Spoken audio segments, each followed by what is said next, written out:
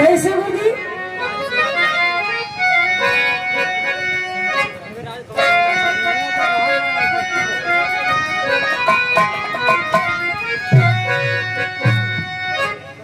भले से करो खंड हो जाए धरती, गगन गिरी पड़े चाहे बन के दीवार,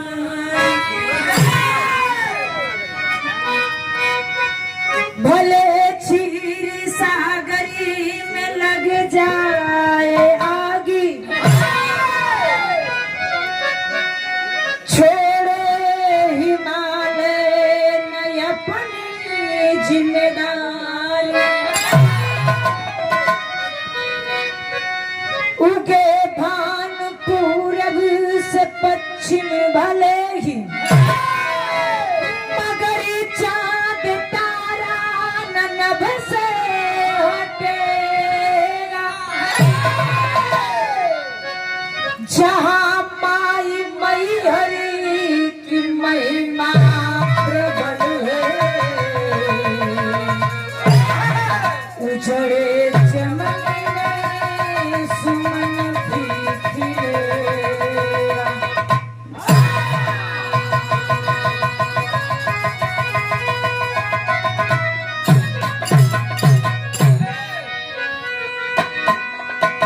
ए भैया, भूमिका एक जिम्मेदारी से उठल, भले सैकड़ों खंड हो जाए धरती, गगन गिर पड़े चाहे बन के दीवारी, भले क्षीर सागर में लग जाए आगी, छोड़े हिमालय नहीं अपनी जिम्मेदारी। जिम्मेदार आदमी हु होला, आधी रात पछले पहर अगर आदमी जब भी याद करेला ओके हमेशा हाजिर होके के चाहे। जो जिम्मेदार आदमी होला, अगर जी हाँ बोल देली कि नहीं यहाँ आवे कमरे में, तो कुछ लोग बाड़ा, लेकिन कुछ लोग ऐसा बाड़ा मन मोर महुआ चित भूसौले, चल जाइए मट्टी फूके घाटे पर, तो कह दिया कि वही तनी सा रामायण बजत रहो वही बजावे लगली हम, यही से फोन ना उठोली। तब अगर घरे अगर सवेरे उवेरे फोन करवा तो यहाँ की 5 चला से पहले फोन उठी, मेरा रू फोन उठाई कहीं तुरंत तब गरमा से निकलना है। अब तू फोन करत करत मर जाएगा, फोन अगर आई बाद में अगर अबो कैलन तो ये कहिया कि हम माई के लिए आकर चल गली वहां, तो नहीं हम चल गली केहू के लफड़ा में।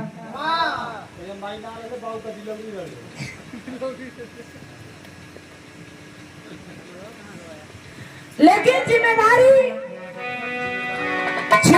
आदमी, इज्जतदार आदमी, मर्द आदमी मर्दानगी पे मर जाला।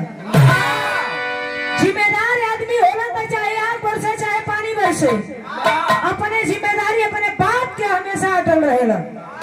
लेकिन ए भैया इज्जतदार आदमी होला के अगर एक खरोच लग जाला तो उनके जी के भी मुर्दा बन जाला, जिंदा लाश बन के ठहरेला। लेकिन सिचुएशन बदल जात हो। मेरा अंदर बड़ी सुगर गीत बा का,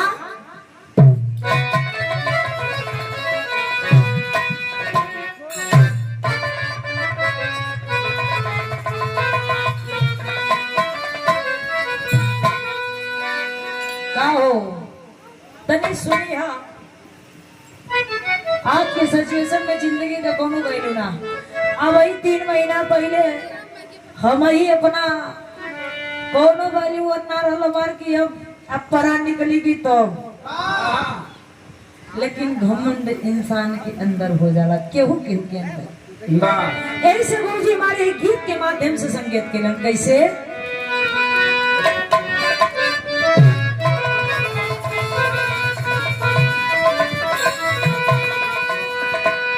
कि जिंदगी में क्या रहा, जिंदगी में क्या रहा, ओहे सांस मर जाने के बाद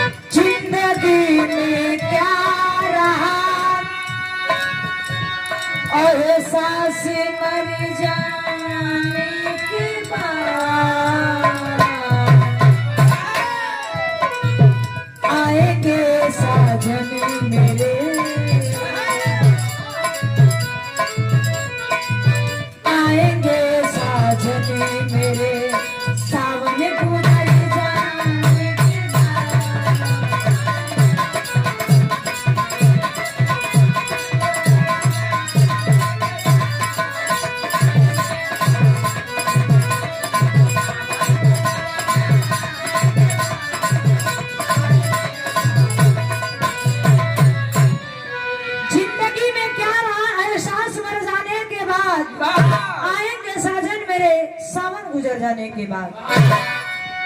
जिंदगी पानी के बुलबुला है, आज बोलो तनी कल न बोलो। आज हम यहाँ गावे आल बड़ी, कल ये कुछ हो जाती है कि लास्ट विराह गोविंद से रहल। तबीयत खराब भल हमार 13 तारीख के 12 तारीख से हमार रहल सुभाष निराला से विराह। कल की देखो ये लास्ट मंच कविता से हमार रहल। तब के करे आखिरी हो गई, कोनो वैल्यू ना हो। आज बाबू गल बनम, कल हम जाई, लेकिन बड़ी सुघर भाव हो गई से।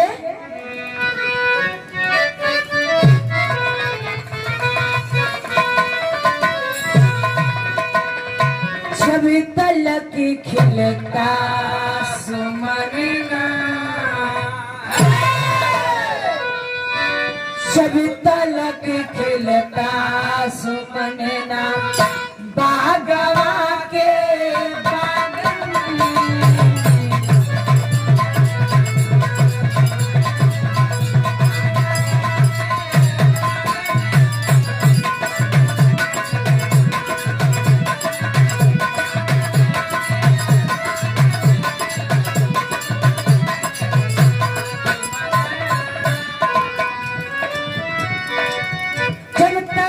खिलता सुमनना, बागवा के बाग में, तब तलक जलता है दामन, तब तलक जलता है दामन, दिल पे आगे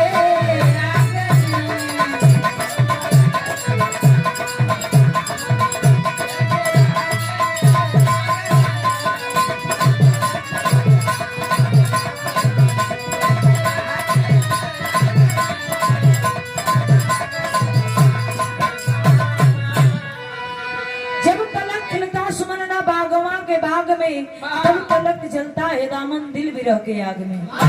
और करिएगा जिंदगी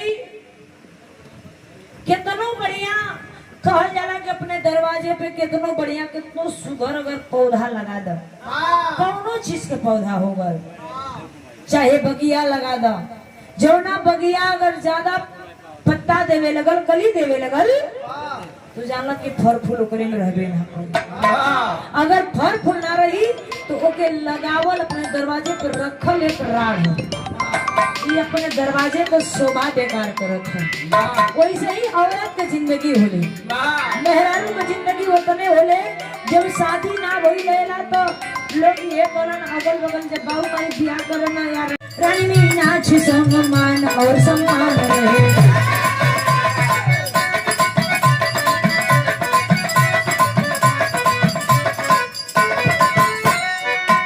सुनी माता की गोद लाल बिन तरसती है, हटाए बन नजर हर समय बरसती है।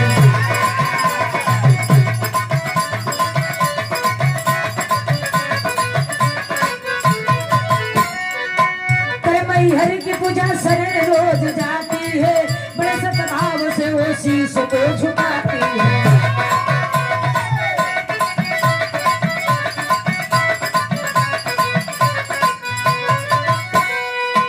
एक दिन पूजा करने गई जब शरण आवे,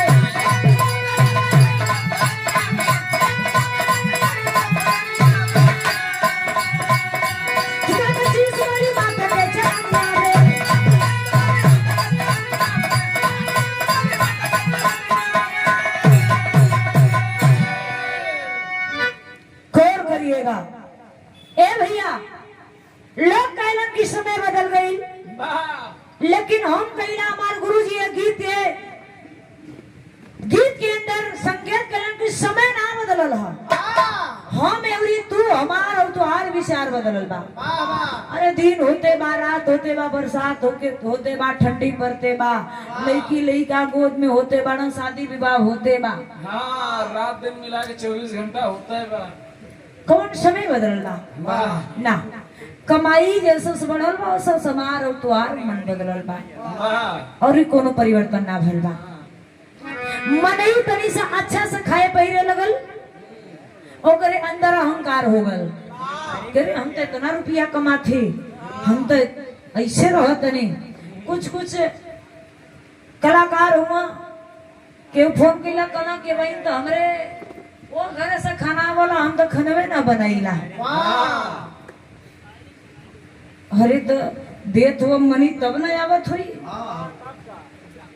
बनले का सार बहन हुई हो जगतिया में कोई नहीं अपना। ए भैया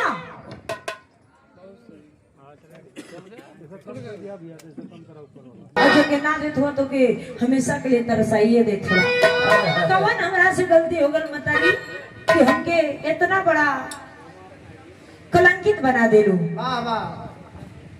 तब तक लड़का का मतारी आई हाँ से लड़का छोड़ ले कलश के अगर इतना बड़े सौख हत्व के लड़का खिलाओगे तो है तो एक लड़का पैदा करला। लेकिन तू पैदा कहाँ से करबू? तू तो बाजी न बाड़ू। ये बाबू ये बतिया कलेजा में एकदम गोली की तरह चुभा। कले के जाई मई से सारा दुख सुख अपन शेयर करत रही। जाप मतारी से पूछब और कहो कि मई हमसे कौन बड़ा गलती हो गई। रोज पढ़ने सवेरे जाए पूजा करे तब आवे तो दाना उरी पानी करे। हाँ सिमटो चाहिए। लेकिन पहले से अब से देखी पहले के गीत था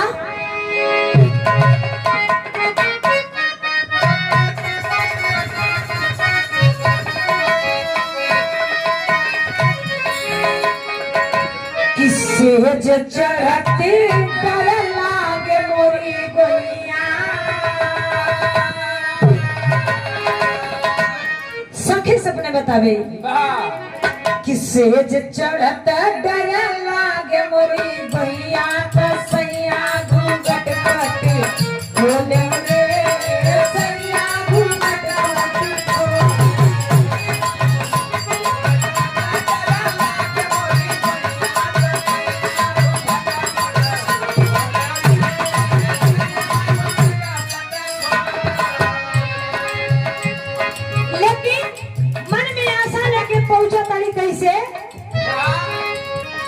एक दिन मनवा में चिंता समाई।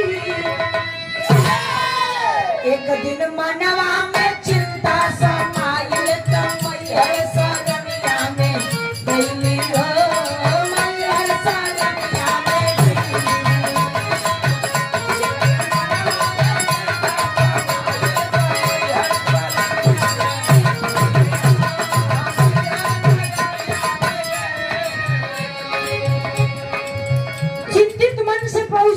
शरण में और जाके पूजा पाठ करत नहीं दिमाग ना काम करत कली की मई आज के बाद हम तोरे धाम में न जाई तार पूजा करे न जाई। कली की मतारी हमें कौन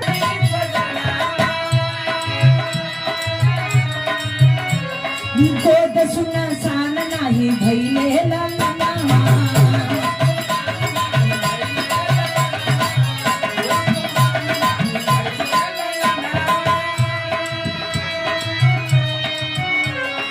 पतझड़ में दे बार मोरी मैया।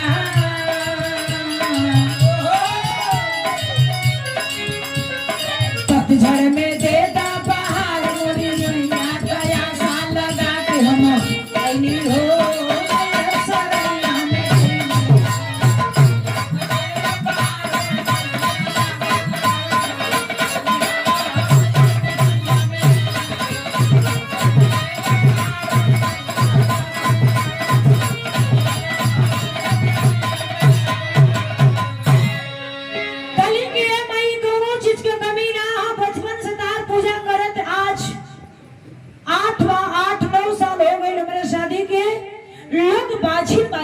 पुकारे लग आखिर माई कौन हमरा से कसूर भइल कौनो हमरे भक्ति में कमी हो गई काहे अभी तक हमरे खुद में को खेले वाला ना दिली।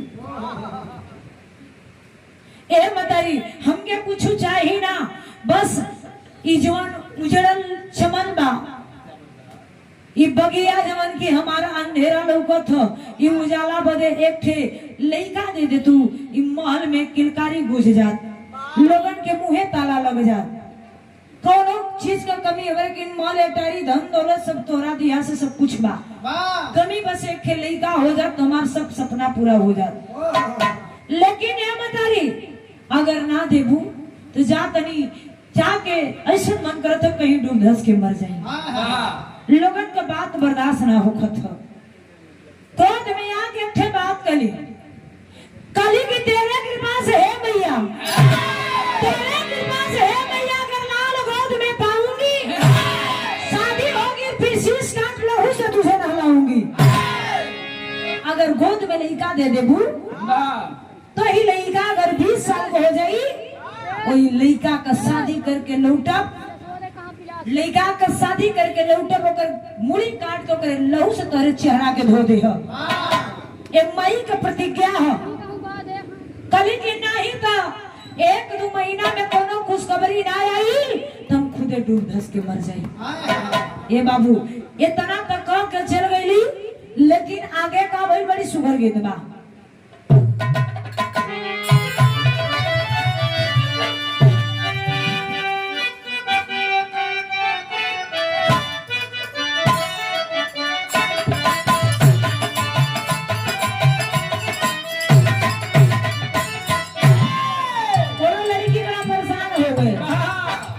लइकन से पहले ही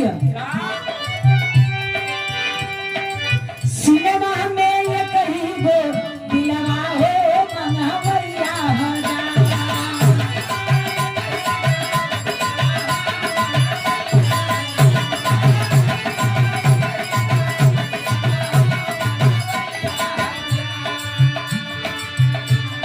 केहू कहे बापू केहू कहे सोना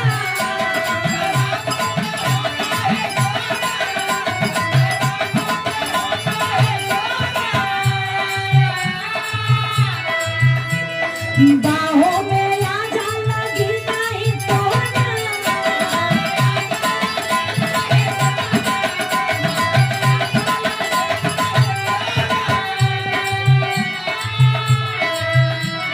केहू तो कहीं ना लबाते ना हो ना भैया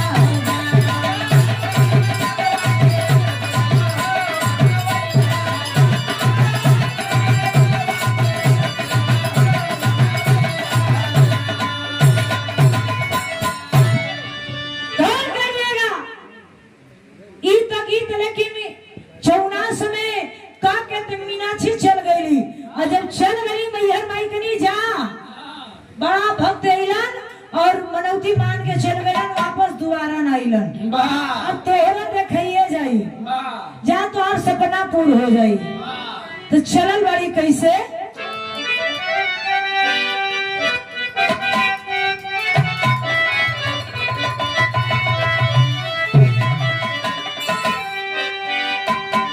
अपना के सुन के तू करिया हो हिलल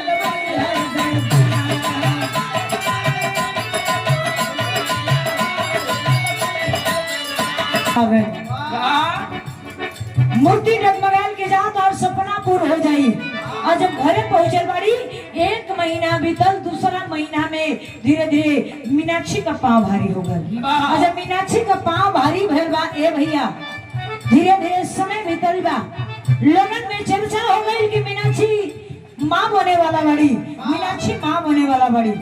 बारे विधाता उनकर पुकार सुन लेला तो भइल का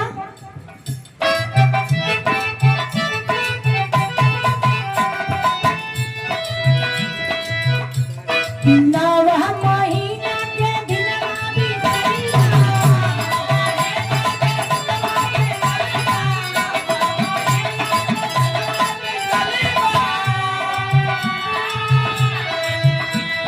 गोदिया में सुगरा सुमनवा खिललिला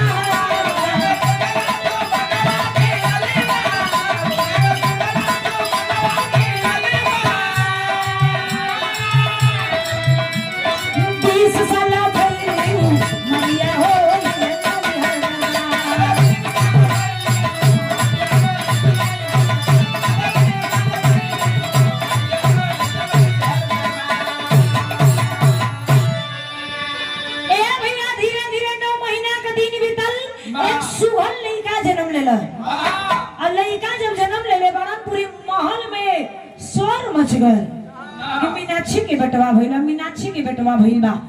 अब सोहर मंगलचार होखता और लड़का का नामकरण कइल गई सुहेल।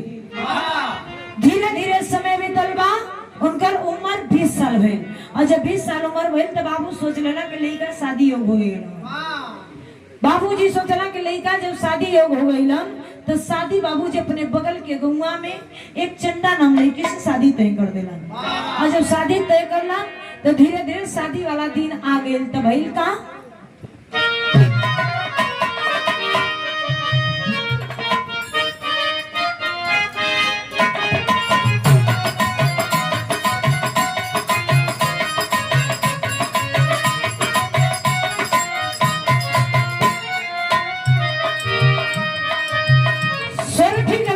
जोगी बाबा लोग भोर के बेला में गावे कैसे गावे गुरुजी?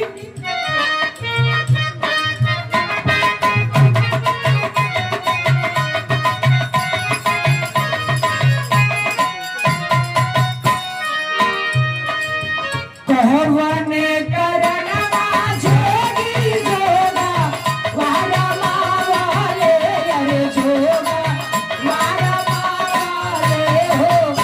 कवने करनवा दुखिया मान होरा किया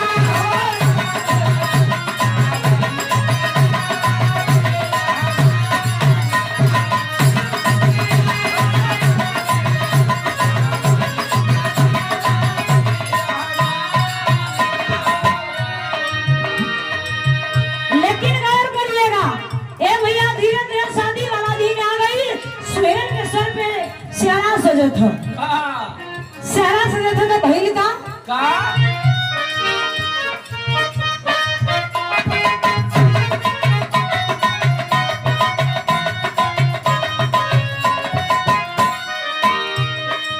साज के सुहेल सेहरा चलले ससुरारी आए चलले ससुरारी आओ चंदा बबुरिया घरवाला दियोरा दिया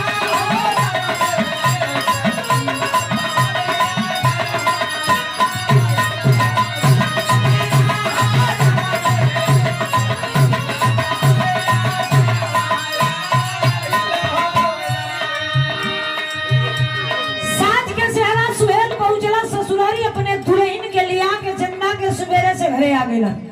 और जब घरे आइल वालन बड़ा बढ़िया से विधवा से मई आरती का थाल सजा के बहू के बढ़िया से विधि विधान से घर में ले जाके बैठौले बाड़ी। ए भैया, शादी विवाह वाला सब कुछ संपन्न हो गए, सब अपन नात रिश्तेदार अपने बड़े सब हो गए। लेकिन वही बीच में माई के याद आई कौन जो 20 साल पहले मैहर माई के मनौती मन ले गए तो करत का बड़ी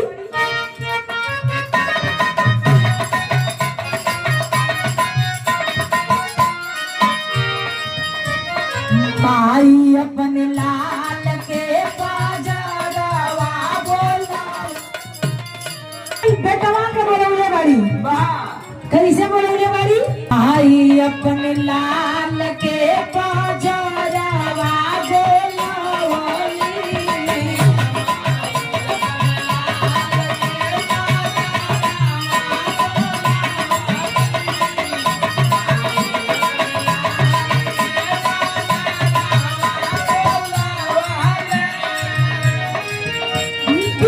साल पहले वाली गोतिया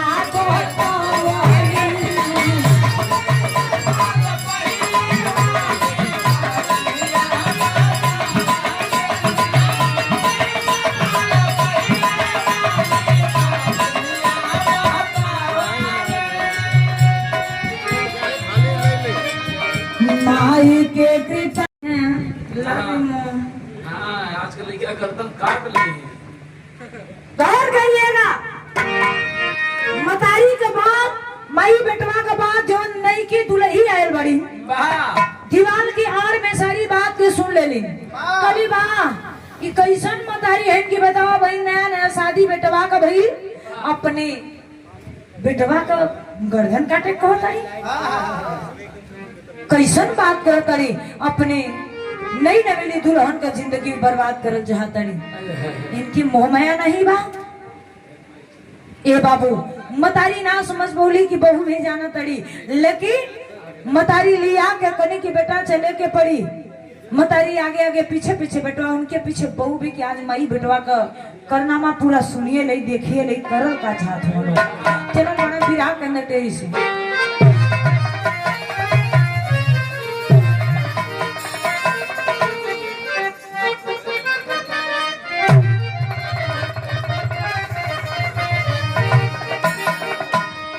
सनहिया वाली डोरी तोड़ी के, अरे सनहिया वाली डोरी हो, सनहिया वाली डोरी तोड़ी के लेके लाल के मैया चली धाम की डोरी।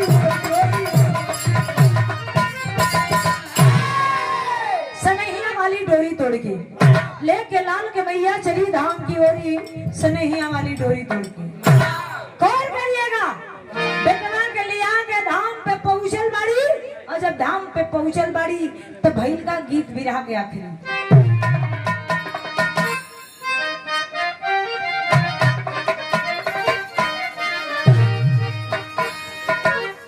कि पतरा हे राम जी के, पतरा हे राम जी के, अरे पातरी बात कमरिया हो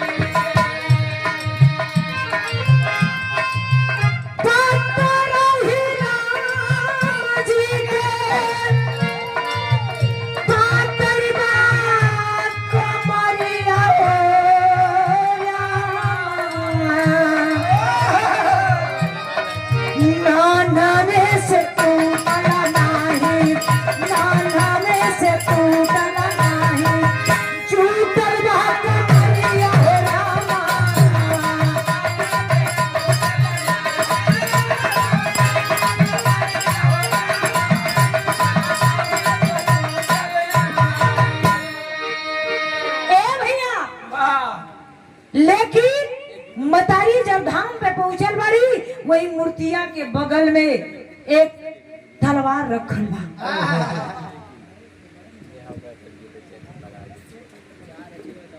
और देखिएगा ये भाव पे आदरणीय परम पूज्य ब्रह्म सम्मानित शोकाकुल परिवार से संतलाल पाल, अच्छा सॉरी क्षमा चाहते, संतलाल यादव फरीदपुर की पावन धरती से न फरीदपुर की पावन धरती से 50 रुपए चौड़ों में प्रणाम आशीर्वाद के जारी। हम बच्चे कला में कामयाब रहे हैं, आप लोगों का आशीर्वाद रहे। ऐसे ही भुला जाई तो बोलवा दिया, फिर से पैसा भी संबंध है, बोलवा दो तो बोल दे। गौर करिएगा ए बाबू, मतारी उठा लेनी तलवार, देखा करी कि तलवार कैसन बा। तब तक बहू का कलेजा कांप गई, मुझे बहू का कलेजा कांप गई ले भैया। दौड़ के जाके पांव पकड़ के फिर बात कर ले बाड़ी का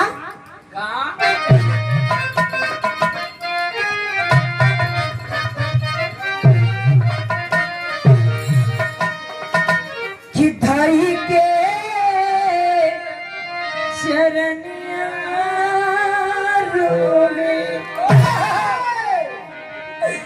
धई के चरनिया रोवे, कवा में कई बहुरिया हो रहा।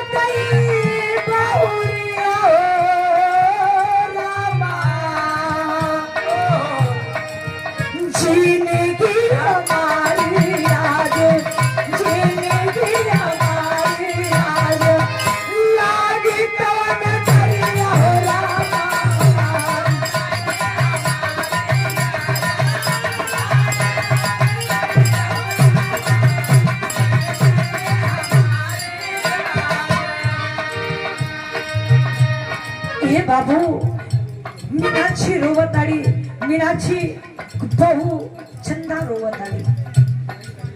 हे माई नई नवेली दुल्हन रोवताड़ी कि माई ऐसा काहे करत हो, कौन कसूरवा, काहे हमार दुनिया उजाड़ल चाहता हो। कल ये सुहागन बन के लिए मतारी भागन कराइए माई। ए बाबू लेकिन सास एक बात बहू का ना सुनताड़ी।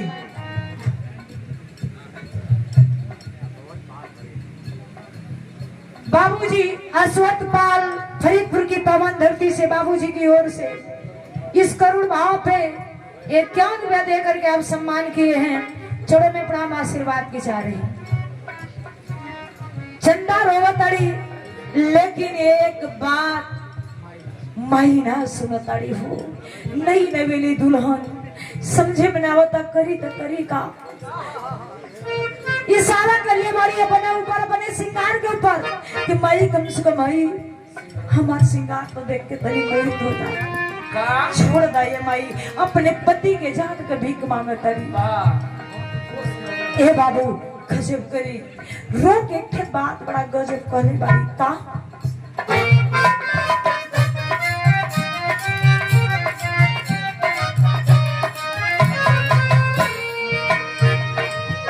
मेहदी महावरी रोवे आँखी के कजरवा,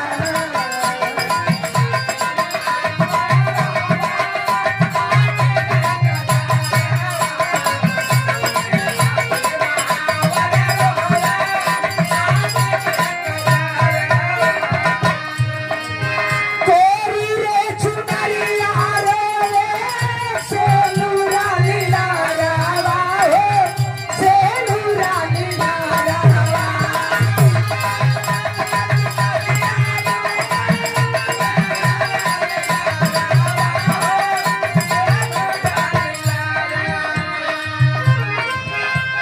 के करे सारे चल गए, के करे सारे चल गए जीवन के दरियल माई। भाई के चरनिया रोवे, भाई के चरनिया रोवे।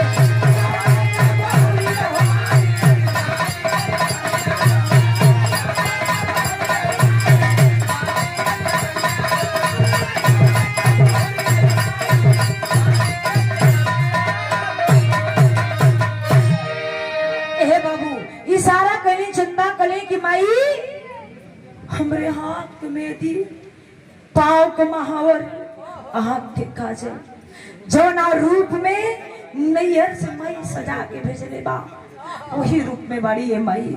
समझ में ना आवत तो तू काहे हमके अभागन बनावल चाहता लो। एक माई छोड़ली तो एक माई पौले बाड़ी। मतारी जन्म देले रही और तू कर्म कमाई बाड़ू। ए माई नैयर छोड़ली ससुरार पौली, भाई छोड़ली देवर पौली, बाप छोड़ली ससुर पौली, माई छोड़ली सास पौली। कोनो अंतर ना हमाई, तू काहे अंतर करत आड़ू। लेकिन ए बाबू एक बात ना सुनली, सास एक बात ना सुनी तब तक एक अद्भुत चमत्कार भइल बा का।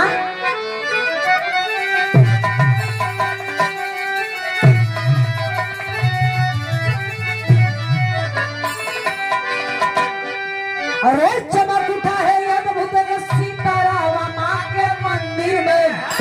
अरे चमक उठा है अद्भुत सीताराम माँ के मंदिर में। फूल सी छाती माँ के मंदिर में।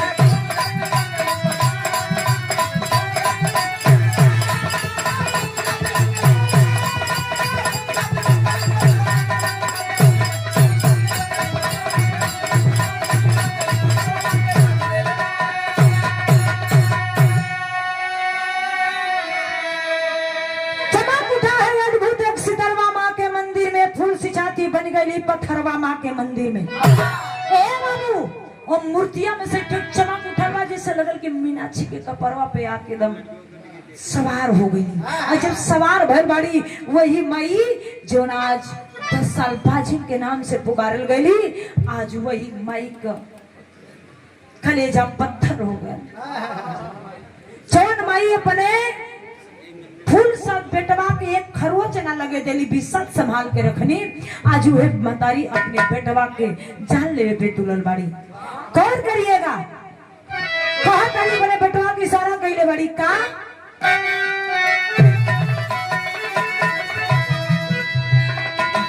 बोल मई हर माई के खंजर दी चलाई हो, अपने ही हाथ दिहली करदया लगाई हो। अरे लहू से सूचा लगाली तब चारवा माँ के मंदिर में, अरे लहू से बोले लगाली तब चारवा माँ के मंदिर में। और रोवे दुल्हन के सुर हो सिंगारवा माँ के मंदिर में। हे बाबू कली के बेटवा जयकारा लगा ला एक बार। सुहेल के जयकारा लगोली। हे बाबू सुहेल जयकारा लगौले बाड़न, उठा के खंजर गले पर चला देली। धर से सर अलग हो गई, हर हर हर लहू बहे लगल। वही लहू के रोप के लगनी मूर्ति लगनी माई के चेहरा के धोवे। दुल्हन देखा तनी उनकर जिनकी कदम बिरान समझे ना होता करी तो करी का कुछ सुझत ना बा। ए भैया जब देख तनी सुर हो सिंगार एकदम अंधेरा, जिंदगी में कतहु अंधेरा के सीमा उजाला ना लोकत हो, तो भइल का आल हमें प्राण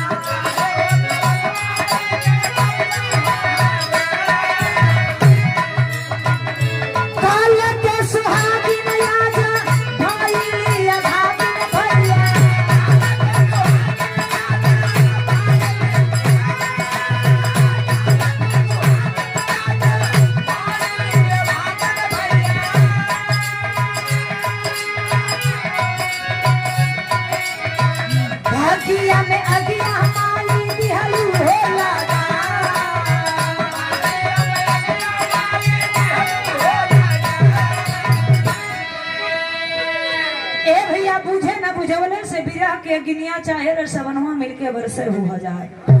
बिरहीन के याद बिना उनके पति का ना बुझाए वाला के हो। कली कलिए सुहागन बल्ली आज भागन हो गई। हमरे तो जिंदगी में आग लगल जौना राह में चलवे कहीं आई आ भगिनिया जाता। अरे औते आवत अपना पति के खा गई। ए माई कौना वाले मुंह दिखाई। कली के सुना के खून के पियासल बाड़ू खड़ी होकर तू हमारे पति का जान ले ले लू। तू खून से आघायल ना बाड़ू, हमारो ले ला। कहा तरीका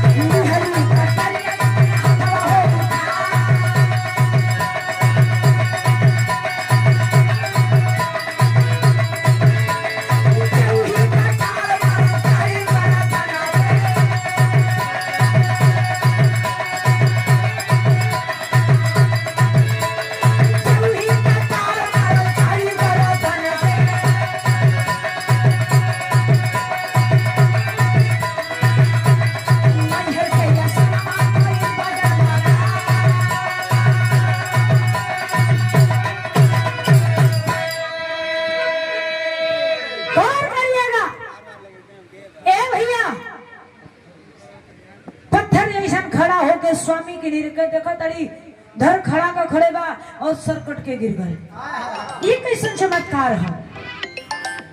धन्य मतारी मई का कृपा है। ए बाबू हर हर हर लहू में जाके दुल्हन चंदा माथ में माथा पटक दली। अब पटक के माथा कली की सुना हमारो ले लाखों आघा जा उठा के वही कटार अपने गर्दन पे जो ही चलावल चली मैहर माई प्रकट हो गई। बोला बिटिया तोहरा के का चाहिए काहे ऐसा करल जाता रू करे चाहिए का कुछ ना चाहिए कहीं तोरा भक्ति से पसंद भइली कहीं में पट्टा हाथ तो पसंद होगो मार दुनिया उजाड़ के तू बड़ा पसंद होगो हमके यही पता है कली की ना तोरे सास को परीक्षा लेकर ऐसा कोनो बात ना रही बिटिया तार सास परीक्षा में सफल भइली अब तू जो मांगे को तो मांगना नहीं दोबारा चांस न मिली। जब लगौले बाड़ी ए भैया तब पहले जैसा सब कुछ हो गल तब का आखिरी ला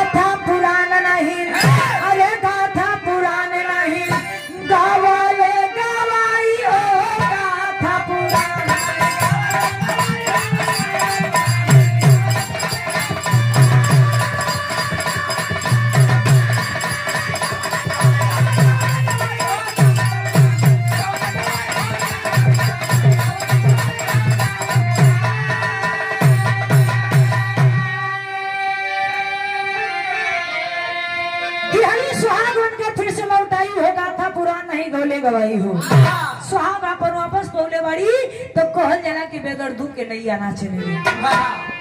आगे का भाई पवली से दूर वापस बन गई बतिया अब खुशी खुशी बीतल बा सुहाग वाली रतिया।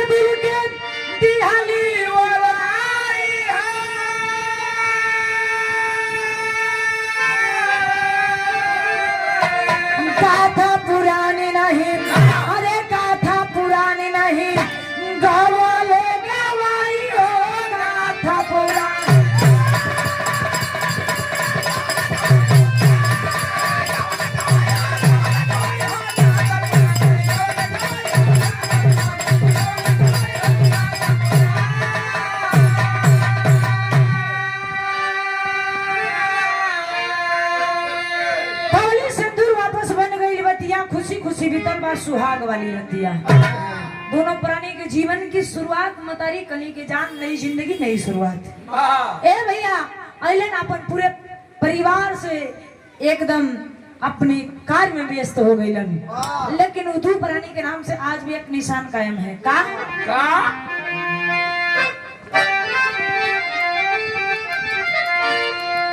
शादपुर गांव बसल चंदा के निसलिया उधुरैन का नाम चंदा रहा उनके नाम से बना चांदपुर गांव बसल चंदा के निसलिया अब बगल में सुहेल नागर जाहिर बा कहानी।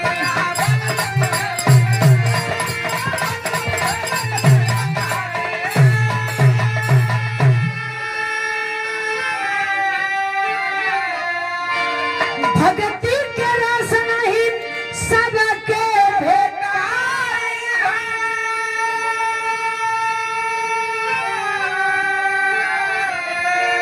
गाथा पुरानी नहीं अरे गाथा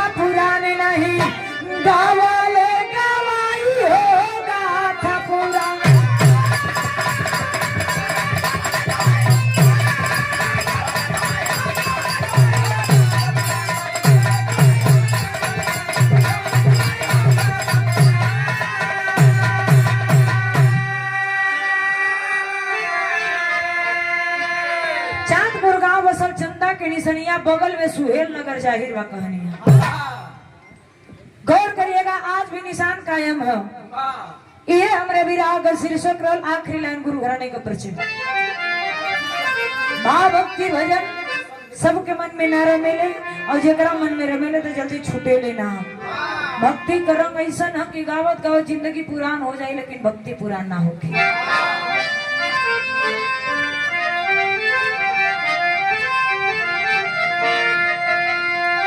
गुरु बिहारी गुरु गणेश गुरु राम लाल की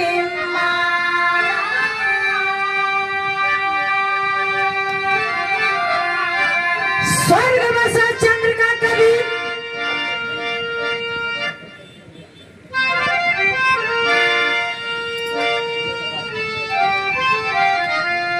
गुरु बिहारी गुरु गणेश गुरु राम लाल की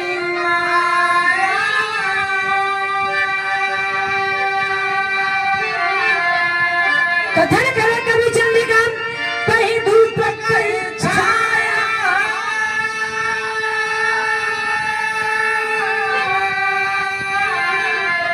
सनहिया वाली डोरी तोड़ के तो कविता हरिश्चंद्र की बड़ी अनोखी डोरी सनहिया वाली डोरी तोड़ के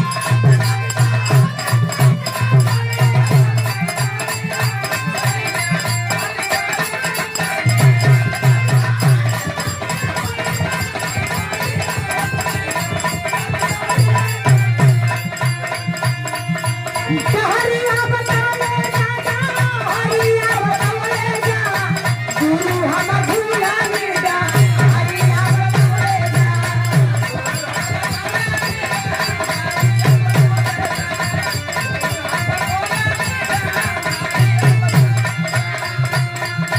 गुरु के शरणिया दे अमृत धारा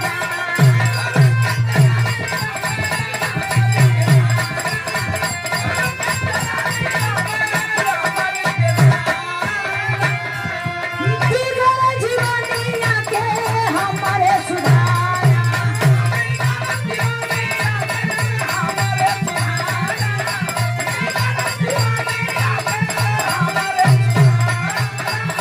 माया के मछलीना से माया के मछलीना से गरवा छोड़ जा माया के मछलीना से गरवा छोड़ जा भूला जा हरिया बतावे